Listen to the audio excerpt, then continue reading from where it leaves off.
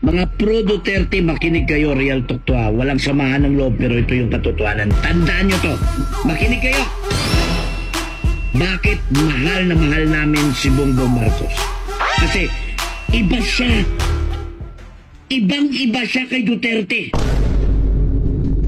Mahal na mahal ni Bongbong Marcos ang mamayang Pilipino. Tandaan nyo yan. Kasi sa kay Bongbong Marcos, may pag-asa.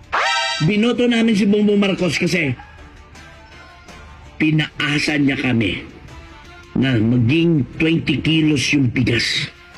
Hanggang ngayon, hindi pa nangyari. Ibig sabihin, may pag-asa pa. Kasi hindi pa tapos yung termino niya. At huwag na huwag nyo iyan tulad si Bongbong Marcos kay Duterte. Noon si Duterte, pinapatay niya yung mga durugista, yung mga adik, pinapasuko niya, yung mga adik, takot na takot, mga durugista. Si Bongbong Marcos, hindi ganun. Imulat yung inyong mga mata. Si Bongbong Marcos may pag-alala at pagmamahal sa mga durugista at sa mga adik. Tandaan nyo yan. Anong sabi ni Duterte?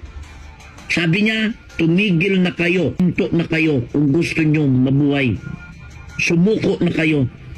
Iba si BBM. Si BBM, anong sabi niya? Yung may pagmamahal. Abay, ewan ko sa kanila, bahala sila. Basta kami, tuloy-tuloy lang. Kita nyo, yung totoong pagmamahal at pag-alala ni Bongbong Marcos sa kapwang mamayang Pilipino ng mga adik at mga durugista. May pag-alala si Bongbong Marcos. I-compare nyo pa kay Duterte.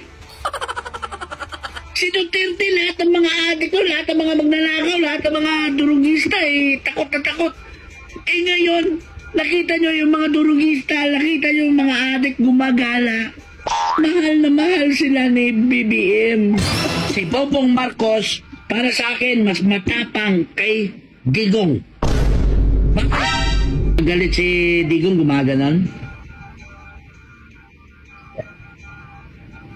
Ibahin nyo si BBM. Si BBM, hindi pa galit. Gumaganon na yung bunganga. Hindi pa galit yun ha.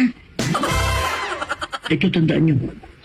Mas matalino si BBM kaysa kay Duterte. Bakit? Pag-upo na pag-upo ni Duterte, anong ginawa ni Duterte? Marami siyang ginawa. Marami siyang mga proyekto. Maraming mga benepisyo yung ginawa niya. Marami kang makita. Pero si BBM, mas madunong yan. Mas matalino yan kay Duterte. Ilang taon na, wala pa tayong nakita. Pero, nagtatrabaho siya. Ganun tatalino si BBM. Hindi nyo makikita kung nagtatrabaho siya kasi wala kayong nakita. At tandaan nyo, ipakita namin yung full support namin kay BBM, kay Bongbong Marcos.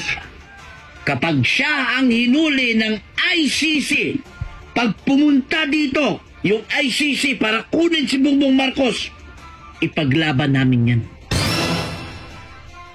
Kayo, nagtipon-tipon kayo, kayong mga pro-Duterte kayo, nagtipon-tipon kayo, nag-iyakan kayo, pinakita nyo, nag-noise barrage kayo, nagkaraban kayo. Ibahin nyo kami ng mga pro-BBM. Pag hinuli ng ICC si Bongbong Marcos, kami mismo sisigaw namin. Ipakita namin kung gaano namin kamahal si BBM.